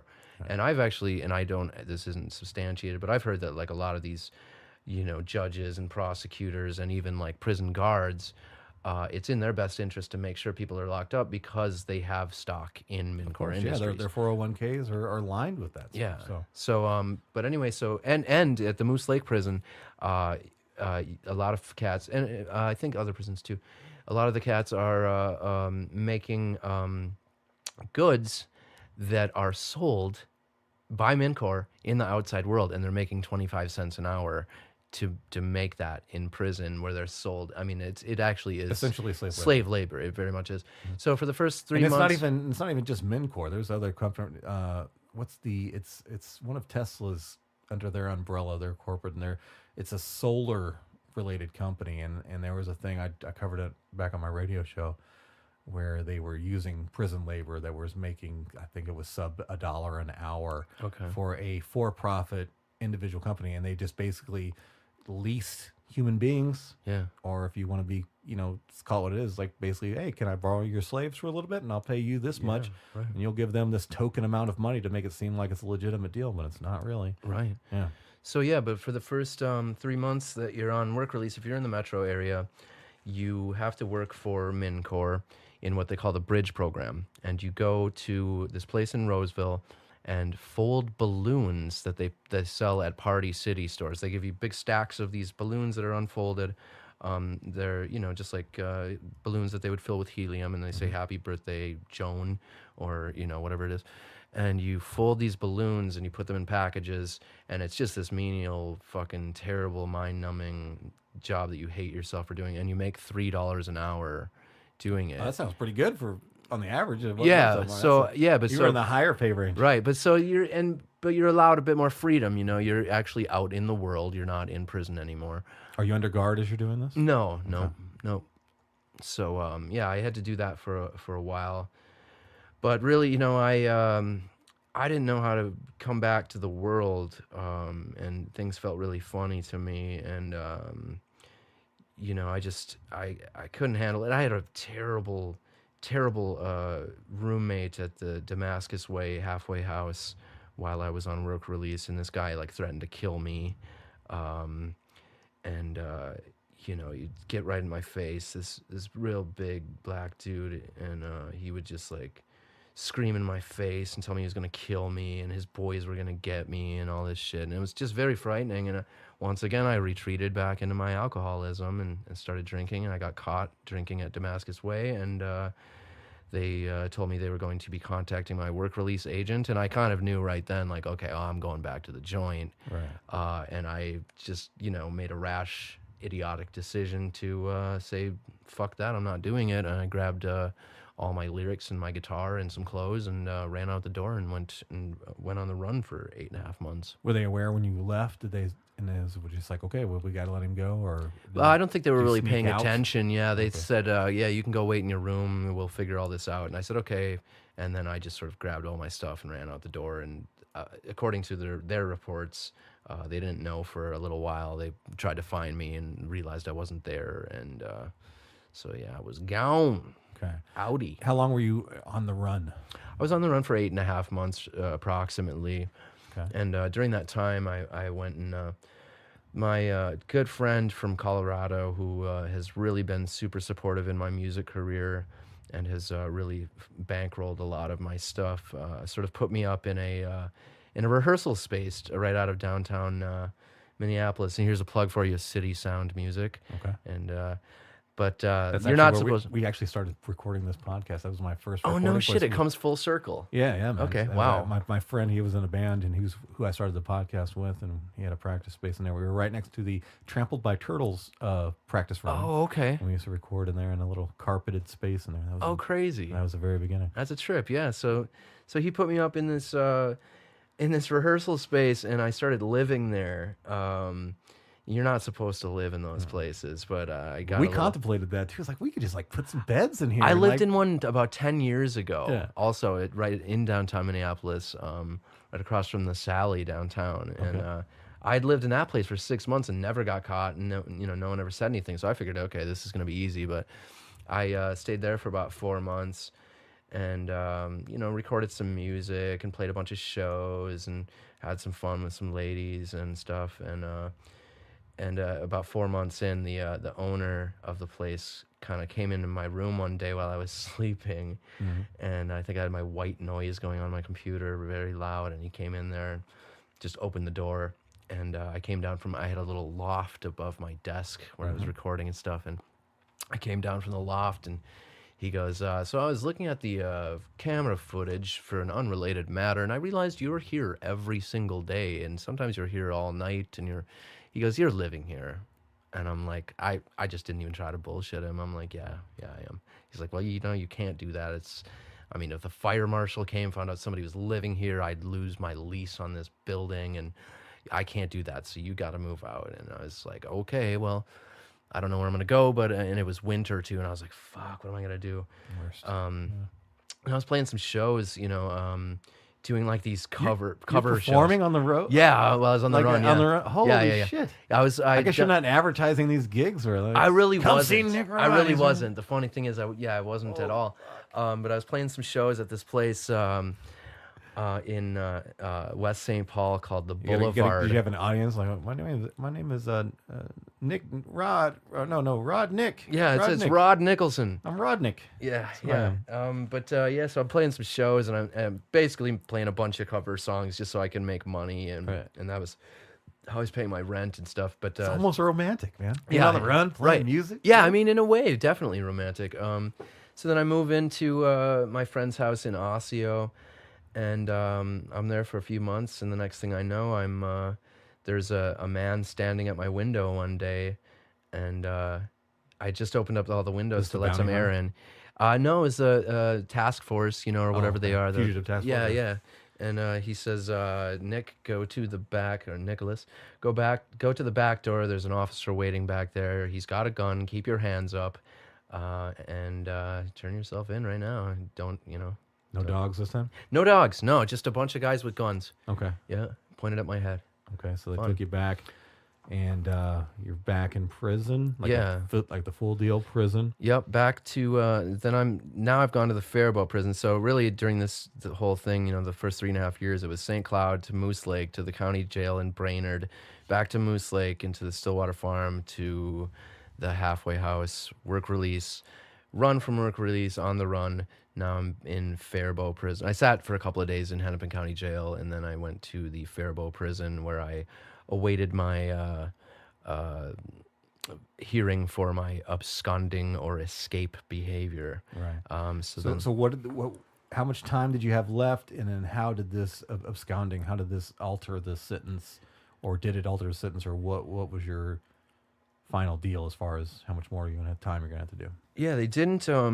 It didn't affect any like the sentence or anything. I would have had 6 months left on work release when I split, and so I ended up going back to prison, and I had the 6 months, and then as because of my escape behavior, they gave me an extra 65 days of EI, which is extended incarceration. Okay, gotcha.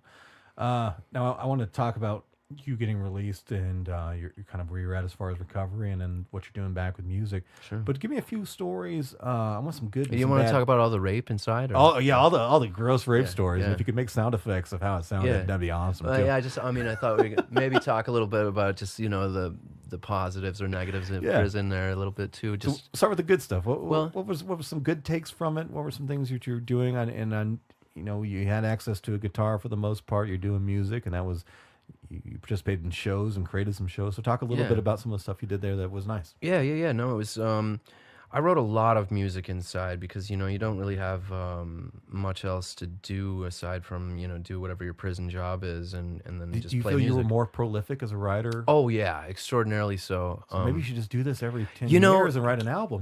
That's amazing that you say that because I thought about that. I was like, maybe there's something to be said about being incarcerated that is that did lead me to be extremely prolific and just I think I wrote probably about 300 songs while I was inside. Jesus. Yeah, and it was just I wrote a lot, I sang a lot, I'd sit out on the patio and like sing for people, or I'd go to the like music/band rooms or like put a band together and we did like some talent shows. And one of my favorite things that I ever did was this. I organized and hosted this talent show at the Moose Lake Prison, and it was amazing because we got to play a lot of fun stuff. And I actually, during the course of the show, I played guitar, bass, keys, and drums, and sang. I played drums for this rapper guy, and me and several of the other members of this band were all multi-instrumentalists, so we would just kind of rotate and play musical chairs with the instruments. cool. That was fun, and the best thing for me was, and I heard this a lot, when we'd play music for somebody, and especially at this talent show, this cat came up to me afterwards, and he said, for the last 2 hours during that show, I wasn't inside. And it was just anytime I've heard something like that or to that effect, it made me feel really good. Like, I'm so glad that I was able to like bring that to somebody else and like help them escape. Right. That kind of speaks to the like having a job in prison, because your perception changes, and the enjoyment level of something like that is just hyper exploded in your mind, because Yeah. it's just that taste, that sampling of life outside of this structural detention. And everything's you got to get up at this time, go to bed at this time, eat at this time, that thing. It's that little escape within the, pun intended, escape within the prison, I guess. Yes, right. To do that.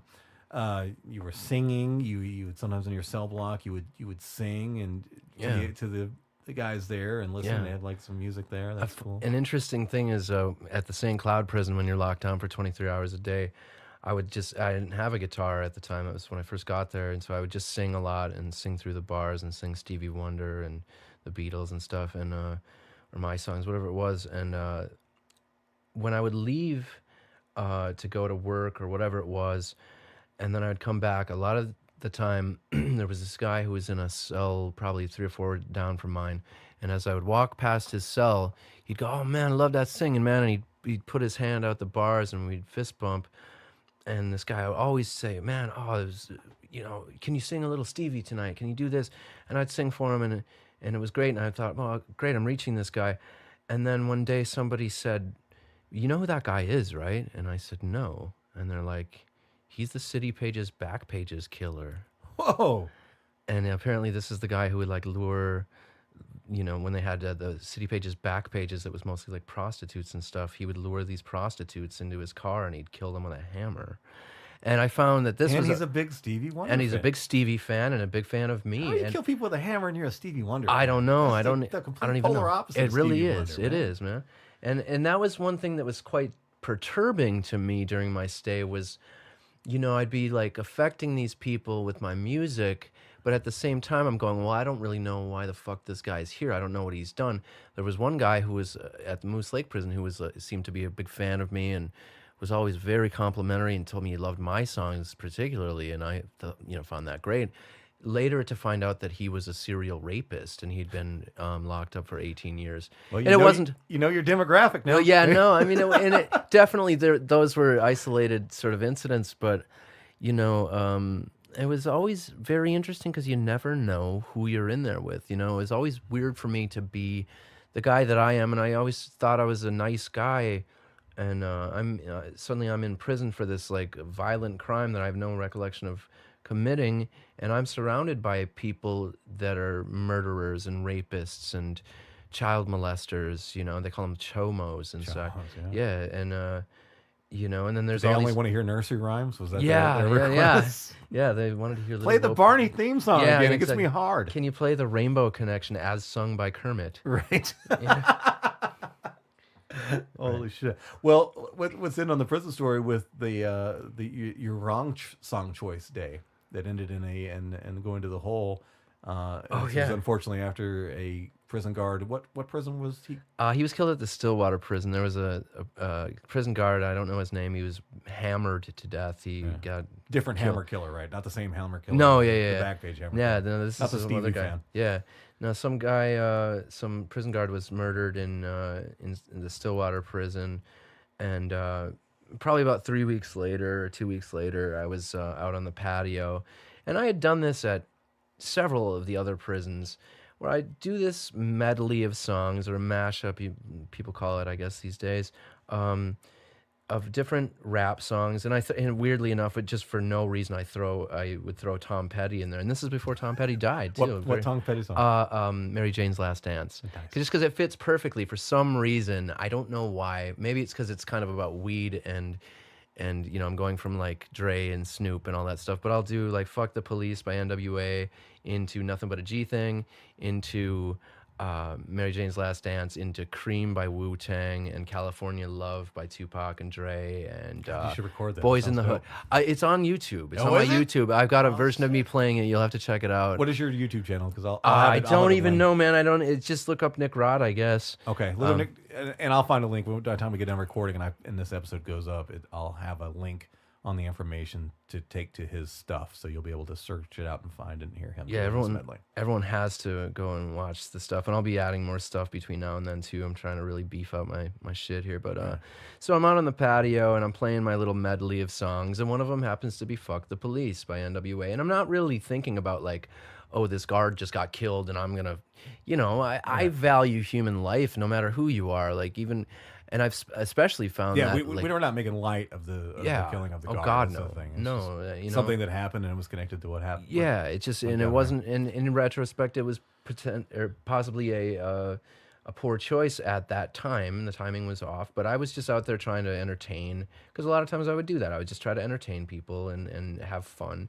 And a lot of brothers are outside hanging out on the patio. And so, a lot of the songs I'm playing, sometimes they don't know. And so I'm thinking, okay, well, I'll just do my little rap thing, and I've done that for a lot of people. Right. Playing to your audience. Yeah, exactly. What they you want gotta to respond to. pander to the people. Always. And so I'm playing my song, and then the next thing I know, I'm being hauled off to the hole, and being told that I've attempted to incite. And they were trying to give me 30 days in the hole and give me what they call a risk code. That I'm a risky inmate, and trying to ship me off to a higher security prison because of the song. Because of this song. And that song specifically. Yeah, and the funny thing was fine, everything else was fine. Oh yeah. And the funny thing is, shortly after this whole stay in the hole, I found out that on their little JPay kiosks where you can buy all this music, it's available for sale. Get the fuck so you out can of here. buy it from JPay, and you can walk around singing it all day in your earphones and shit. But if it's me out there with a guitar and I got a couple of dudes singing along with me, I'm inciting a riot. Do they charge more for that song specifically? No, I don't think so. And in the fact, song is $9.11. Yeah, no, I think it's actually edited because they sell a lot of edited music on that Does stuff. it say "Make Love to the Police"? Yeah, exactly. Make gentle sweet love to the police. Okay, So that's prison life. Yeah. Eventually you get out. Remind me again how much time you did completely. So all told, I did over 4 years. Over 4 years. Holy Yeah. shit. Now you're out.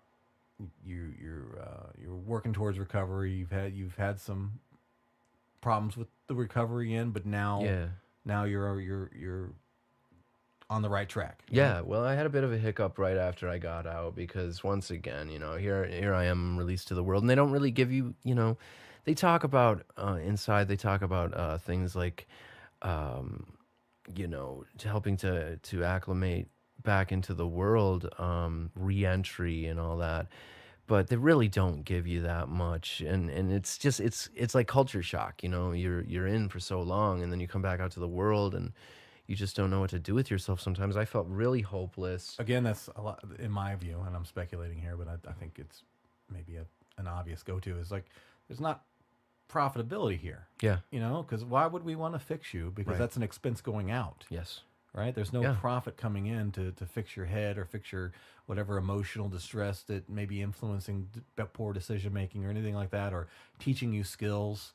Because where's their cut? Yeah. They're not getting a cut. Now. Exactly, and that's The only thing of benefit is if you fuck up and come back. yeah, and That's the profit. And I love that you said that because, in all honesty, I feel like it's I keep thinking maybe it's my skewed worldview or whatever, and maybe somewhat negative, but I've been convinced for the longest time that really it is in their best interest that you come back. They want to fuck up your head while you're in there, to the point where you can't cope when you get out. Right. So you do something crazy, you go back, and bam, it's more money for them. They Right. want you to fuck up. Just like in the products that you buy, whether it be stereo, cell phone, like that, there's a thing called planned obsolescence, Yeah. where a product is made. If they made a product like most products were made many years ago, where it's very durable and lasts for a very long time, then what's the benefit for the company? They want you to buy another cell phone. Of They course. want you to buy another toaster. Yeah. Well, the same theory can apply here.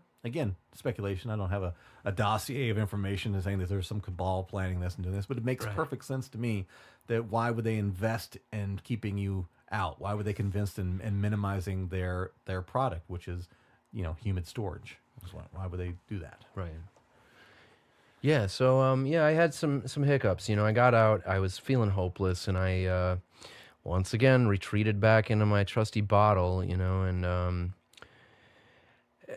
I just felt so despondent and downtrodden, and I really was just thinking, you know what, I can't live in this world anymore after all this. I just want to die, and I started drinking real heavy, and was kind of trying to drink myself to death once again, and I kind of fell out of contact with my parole officer, and she issued a warrant. I went back to jail for a couple weeks, and I had a parole violation hearing, and thankfully the hearing officer did not adhere to the recommendations of my parole officer that I go back for 3 months to prison. He let me out on an ankle bracelet, which I am currently wearing. It's very nice. A monitoring bracelet. It's a nice piece of jewelry. Fancy. And no, it's also an Alco sensor monitor. What? Yeah, I it didn't know that was goes a up thing. against your skin, and it can tell if you've been drinking. No So- shit. Yeah. Does that work for other things? Like if I was in and I got it out and do they set it to weed? No, it's just alcohol. Because alcohol kind of goes through your skin and stuff like that. Yeah. No, it doesn't detect any other drugs. I have to go and piss in a cup like once a month when I meet with my parole officer, and I'm currently in treatment, and really I'm digging it. I feel good about things. I finally kind of came to that impasse in my life where I said, What this age is are- not fun for me. What Like, age are you right now? I'm 35. 35. Yeah. Okay. And so it sucks that it's taken this long for me, but it got to a point where I said, I'm not enjoying this whole drinking thing. I've been through the mill with the legal thing, and none of it's going to do any good unless I'm able to help other people, and make music for others' enjoyment and for myself, and be there for my family and the people I love. Stop letting people down. Is there any treatment thing, a specific thing, or maybe it's a collection of things? Anything that's working for you right now that's maybe something you didn't try or didn't apply to yourself to before that's really helping you? I mean, Well- is the ankle thing, is that contributing to it? It's like, Oh, it's yeah. that's a great tool to me. I would think. It's Yeah. like No, it is. I mean, it's very uncomfortable, and I hate it. But Right. at the same time, it's like it does hold me accountable. Or keep me, honest with it. But how sensitive can you use mouthwash with alcohol? no, I can't use mouthwash. I'm not supposed to use cologne. Oh yeah. Yeah. Anything that has alcohol in it. I've been told that it can sometimes get false readings from spicy food and stuff like that. I don't think that's true because I had some sushi with wasabi about a week ago, and it was the spiciest fucking wasabi I ever had in my life. Nice. And it was really good. But it didn't go off with that. So yeah. That's crazy. I see. That's how far I've been. I've been such a good boy for so long. I don't Yeah, even know about and I'm glad the you have. technology advances. You are a in there. good boy. So You're good. We're the on the right greatest track. boy. The greatest boy, at least in this side of the room, at Yeah. least. Oh, Recovery is good, going good. Yeah. I wish you the best on that. And I know Thank you're going you. to do good, and you've got a lot to work for. Once again, abstinence from alcohol. That's my thing. I still like the old wacky tobacco. Right? Well, Once I get eventually, off parole, man, we're going to come. We're going to chief it up. I can't fucking Hopefully, wait. then everything will be full legalized, awesome Yeah, in yeah, Sweden. yeah, You don't have exactly. to quote unquote fly to Denver to do it. Yeah, Wink, yeah, wink. yeah. So what's going on with music now? What's in this? Give me some Yeah. positive redemption. What are you doing right The now? with music? Raw-demption. The Raw-demption, right? Yeah, Shawshank Redemption. That's That gonna should be. be your album. That's gonna be this title of my second book. I also wrote the majority of a book while inside. I'm nice. still working on finishing it. About your story or Yes, fiction or what? it's my story. It's actually things that happen. So I'm gonna write a trilogy of books. Okay. The first one is all crazy, wacky, hilarious, scary, painful, wonderful, thought-provoking, awe-inspiring, fucked up stories of things that happened to me before prison. The second one will be about prison, and the third will be about after prison. So I think perhaps the third one will be called Shawshank Redemption, or maybe even Nice. the second one because it's about prison. But the first one's actually called Closer to Rod. Okay. And the That second, sounds like a porn to me. yeah, well, it's I just there's so many things because my name rhymes with God, Right. So I thought Closer to Rod, or One Nation Under Rod, or In Rod We Trust, Rod Damn It, Right. Rod in Hell instead of Rod in Hell. Silly plays on words. I Right. love them so much. It's key to songwriting. Yeah. So but I'm sorry, where were we going with that? I want to know what you're doing right now. Yeah, for the doing music. now. What are you doing now? So I'm working on commercial music again. I'm making ad music once again. So you found a company to get you in. You're working. Yeah, for a well, big really, company and- I while I was inside, I started talking to this guy that I'd met just before I got reincarcerated, and he is a composer, and he'd done music for a bunch of other companies. And weirdly enough, I met him through Eric Bolin, who was at the bar that night when everything happened. Right. But we started talking, and I had just before I got locked up again, I had sent him a bunch of my music for ads and stuff, and he really liked it, but he didn't get a hold of me till I was almost out again. And I started talking to him, and I said, you know what I want to do is open my own music house, a commercial music house is what they call it, a music house, but it's a music production company where people make music for TV and film and radio and internet and whatever. Or fucking waiting, hold music on the phone or whatever, there's lots of stuff, industrial videos, training videos for Walmart or whatever it is. Anyway, I started talking to him, and he was, I said, you know what, let's open a music house, man. And he said, yeah, let's do it. And one day I was, this is in prison, I said, it popped into my head, I thought, what's a good name for a music company? And I just thought, Welcome to the Jingle would be great. And I love it. It trademarked, by the way. This is trademarked. Nice. No one can use this. Welcome to the gym.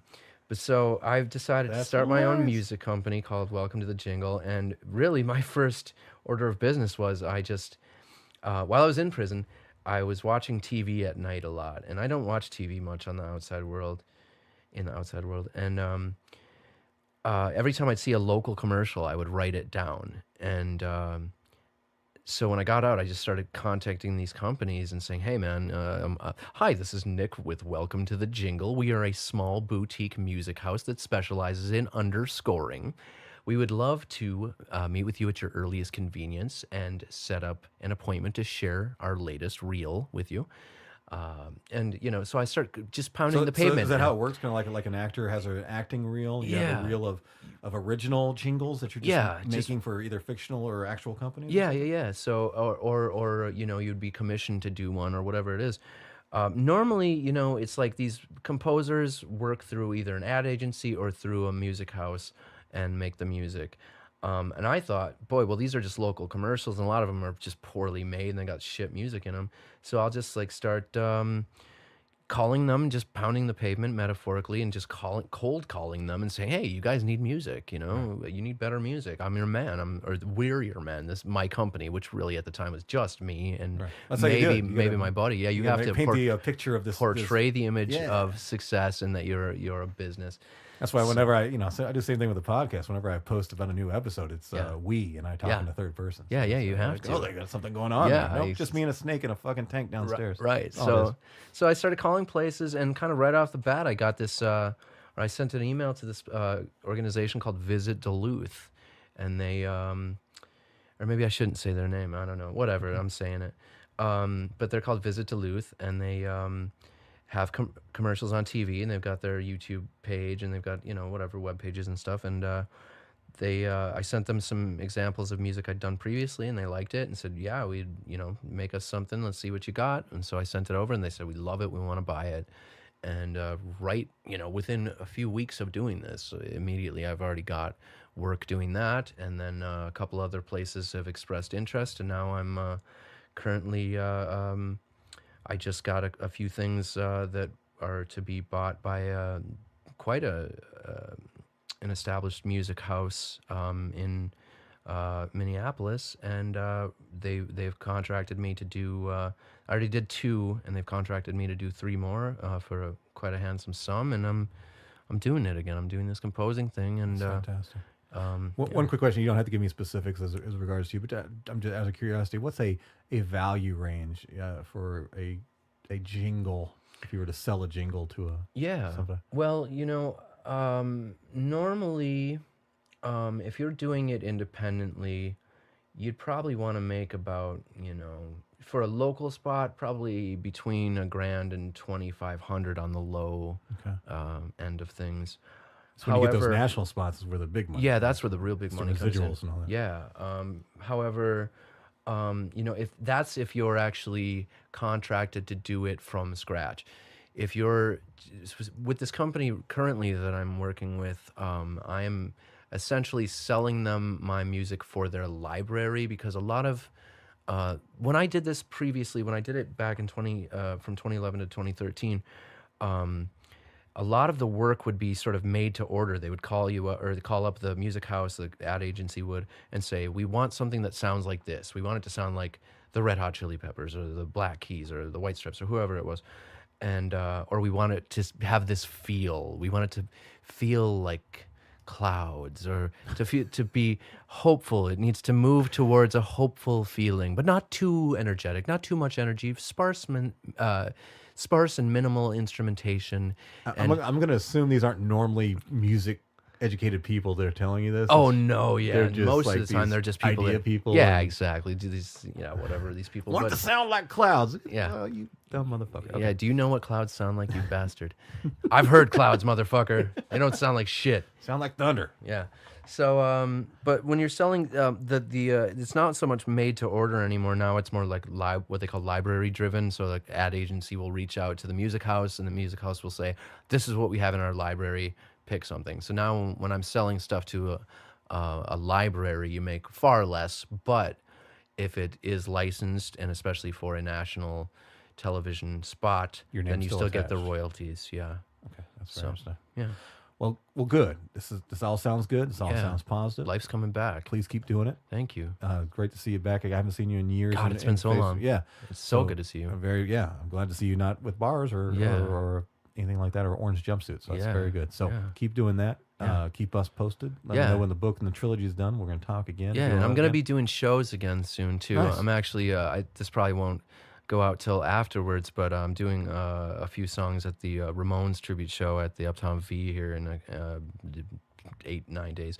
Okay. But Yeah, well, this will miss that. But yeah, but I'll make sure I link everything possible to stay in contact with you. Anybody interested in you, especially here in the Twin Cities, yeah, to check you out and Yeah, go so- see you at the show. yeah, I'm Cool, man. excited, man. Thank you for the Thank you, being Joey. open and honest, and this is Of really cool course. to hear your story. Yeah, man. Thank you. Right on. Take care. Yo, you too. All right, there you go, ladies and gentlemen. Now you know the story of Nick Rod. His epic night turned into an epic nightmare, and now we have a happy ending podcast where he's apparently on a road to recovery, a road to redemption with his music. His business is coming back together again. And that's good, right? Right? That's a rewarding podcast episode right there. You get some drama, you get some excitement, you get some dog attacks, you get some bad lawyer stuff, all that stuff combined, and here we are, right? Free of charge, right here on the Filter Free America podcast, right? One more time, don't forget, if you want to check out more about Nick, please go to ReverbNation.com, ReverbNation.com/Nick Rod. Nick Rod, right? Or if you go to YouTube, you can go to youtube.com and it's /Nick Rod Music. Nick Rod Music. I will have both of those links somewhere within the posting of this episode. So hopefully, oh, that's my phone going off. So hopefully you'll have a way to click on that link and save you a few steps and don't have to type anything in. So double check in the description of the episode wherever you're listen to it. And you'll be able to find those links there.